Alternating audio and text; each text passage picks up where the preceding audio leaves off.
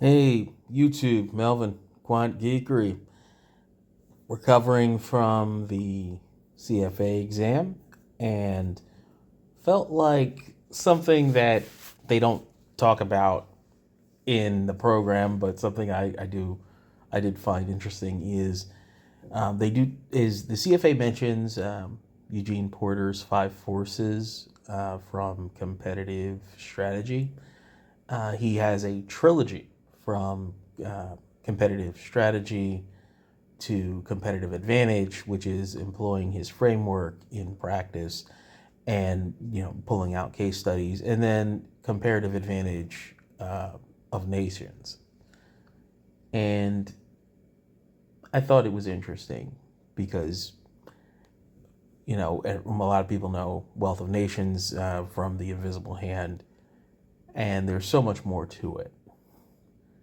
One of the more interesting aspects is his breakdown of what makes labor profitable in a free market economy.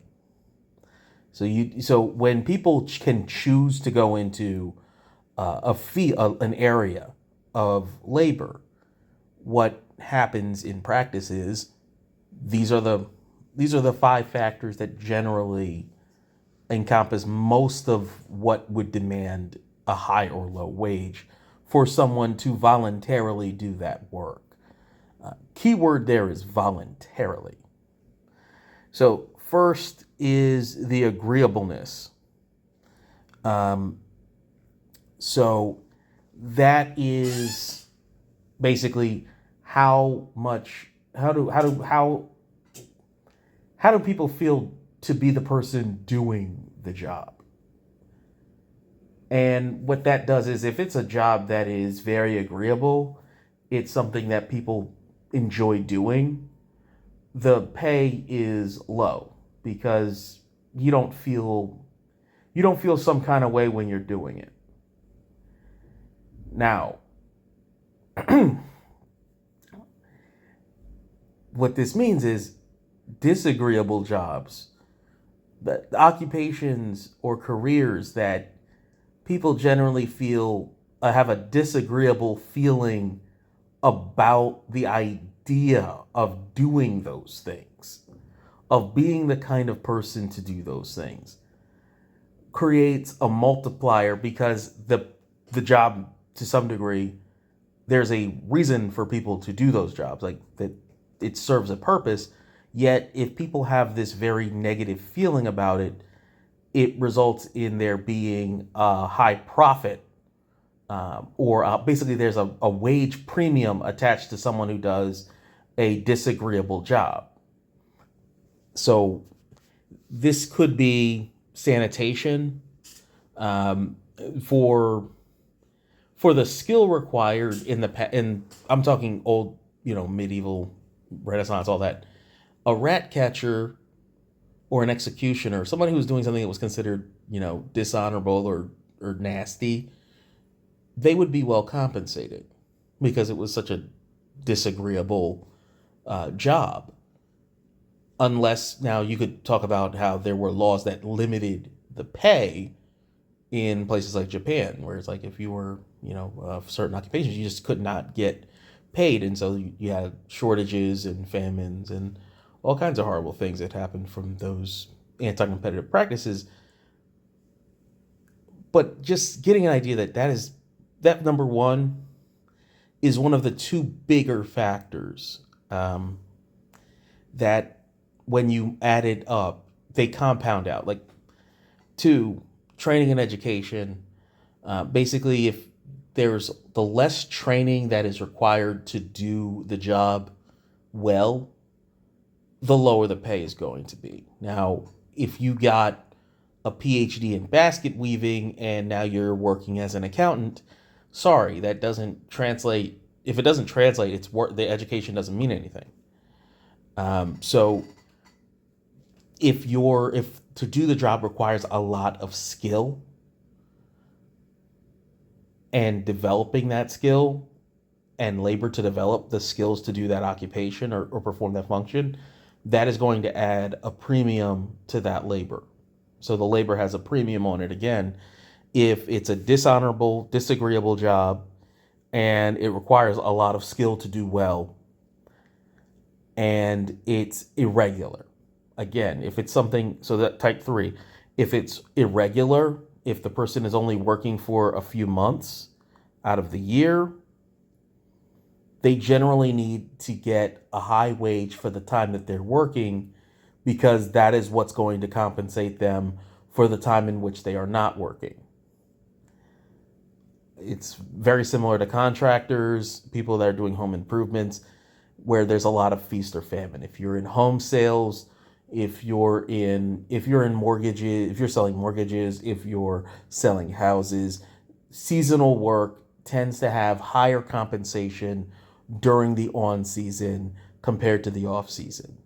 Another job that is like that is education. Now, I spent almost a year as a teacher, and what most people say is like teaching is you don't get paid well at all. And people say like, oh, you have to go through all these things, but the reality is you're only physically in the office working those full-time hours half of the year.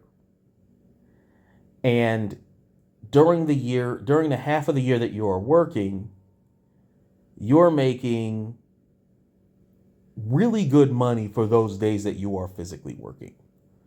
Now, all of the labor that you have to put into becoming a competent teacher, that's really just extended training.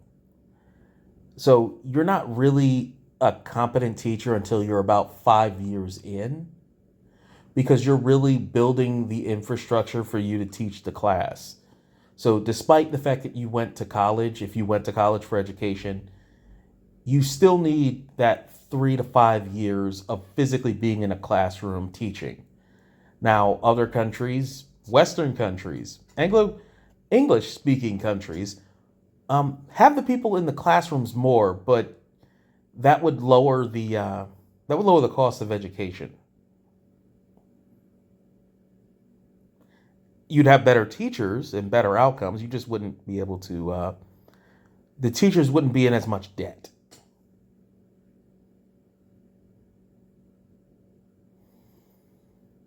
On the bright side, almost everyone in education is really far to the left, allegedly.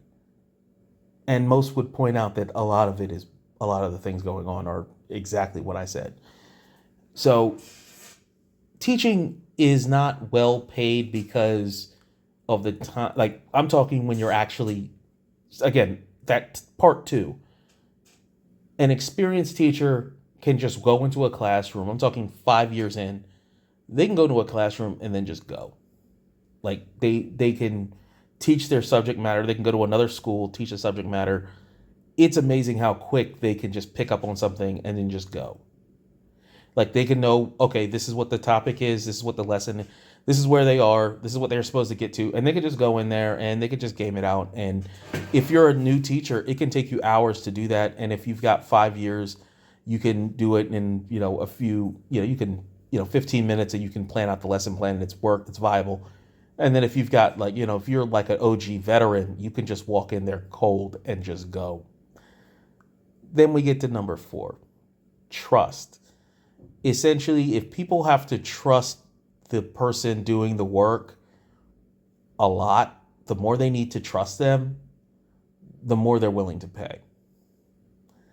If you have a heart problem and you need to get open heart surgery, and you hear this bang, bang, bang sound of this rundown car, and the guy gets out and they look like they're broke because they're only getting $40,000 a year to cut people open in this hospital.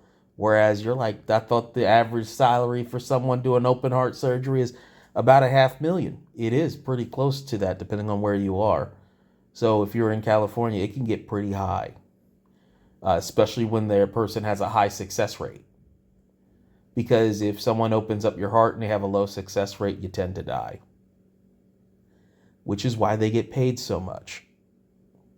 Number 5, risk of failure. This is actually the one that people understand intuitively, especially in the creative arts. When there's a high number of people that don't get anything, the one that hits, hits. It's almost like a lottery. But instead, you're going into training. You're irregularly employed. People need to trust that what you're doing is good in order for them to pay you at all. And oftentimes, there's an agreeableness to the job that becomes disagreeable in order for you to cross that threshold.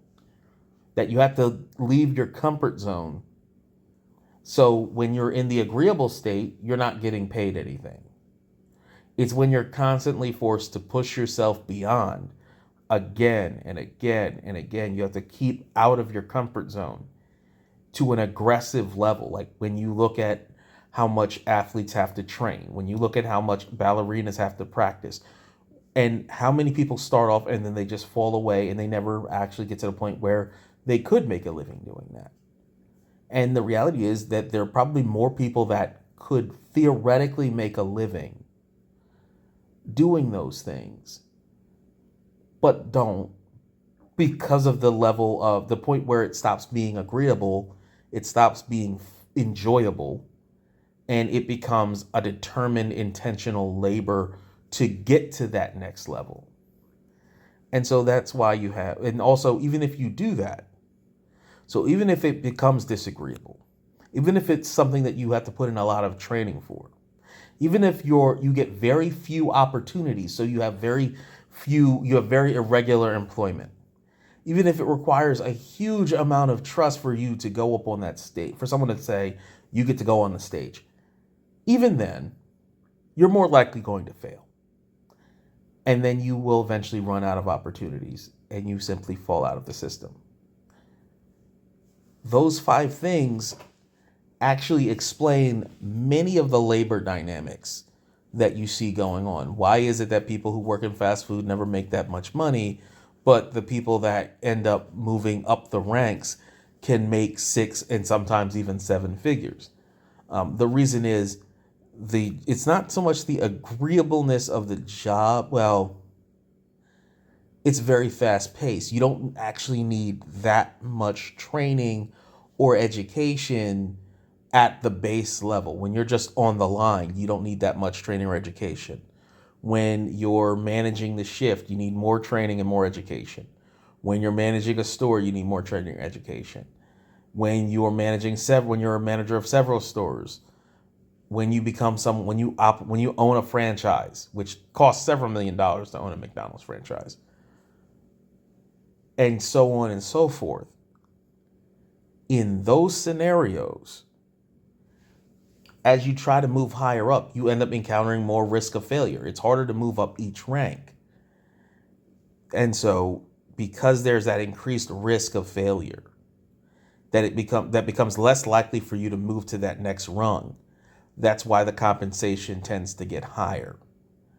And this would be the case no matter what your system is, as long as it's not a top-down command socialist economy, in which case you simply have compensation that is non-monetized, which, the more smooth-brained would call it state capitalism, which they made the capital, communists, socialists, leftists invented the word capitalism. Capitalism is not mentioned in the Wealth of Nations yet. They lumped that in. And then they also lumped, which, by the way, the Wealth of Nations is more liberalism, and not even total liberalism. It was more ideal. It was not an ideology. The text was more of as someone who read it, 1,200 some pages, it's less an idea of something that could happen as much as, it would be nice if things were a little bit less effed up. That it was very much of its time, 1776. You had corn laws and 100 pages of why corn laws absolutely suck. And when you read it, you're like, the only people making money off this are the rich landowners. Those are the only people benefiting. And the result of the Corn Laws, incidentally, was also that people starved to death.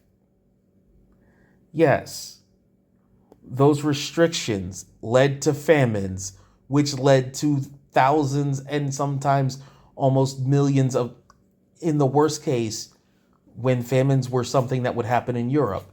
You could have millions of people dying in Europe because of these famines, and the reason for the famines were the inefficient allocation of food when there was enough food, that it became impossible to transport food to feed people because of these laws and restrictions. So you had some areas that had an abundance of food, others that didn't. Millions of people died, and there was nothing anyone could do because the landowners would still get their rent. Have a great one. Bye.